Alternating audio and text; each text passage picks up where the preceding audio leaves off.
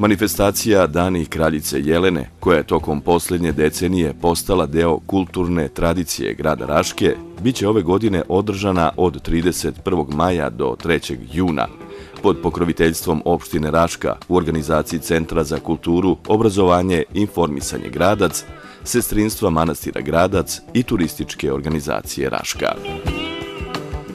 U četvrtak 31. maja 2018. godine Dom kulture u Raški, 20 sati, veče muzike Balkana, koncert Danice Krstić. Petak 1. jun, srednja škola Kraljica Jelena, 14 sati, tribina Droga nema posljednju reč, Centar za psihosocijalnu rehabilitaciju i resocijalizaciju obolelih od bolesti zavisnosti Zemlja živih. Učestvuju Andreja Jovanović, koordinator centra i štićenici centra sa sveštenstvom Bačke eparhije. Galerija Centra za kulturu Gradac, 19 sati i 30 minuta. Otvaranje izložbe Ek fraze Mileta Prodanović od 1. do 15. juna. 20 sati predavanje Tri srpske kraljice. Učestvuje dr. Katarina Mitrović. Subota 2. jun, Osnovna škola Josif Pančić u Gracu. Od 9 do 11 sati turnir u odbojci za decu Serviraj za radost. Organizator turnira odbojkaški trener Dragiša Živković. Dom kulture u Raški. Od 16 sati muzička igra Tradicija naša krije davne stvari. Dečji vrtić Veselo detinjstvo. U 16 sati i 10 minuta predstava za decu Kako je Nikola dobio brata. Dragan Marinković, Kraljevačko pozorište. 19 sati i 30 minuta promocija monografije manastira Gradac.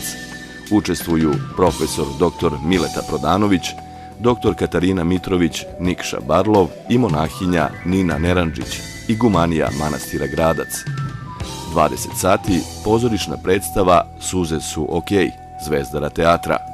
Režija Milan Karadžić, muzika Isidora Žebeljan, a igraju Tanja Bošković, Rade Marjanović, Petar Mihajlović i Milan Caci Mihajlović. Nedelja 3. jun, porta manastira Gradac. U 9 sati sveta liturgija. U 11 sati kulturni program. Izvođenje starih srpskih pesama. Članovi vizantijskog hora Mojsije Petrović sa učenicima škole vizantijskog pojanja.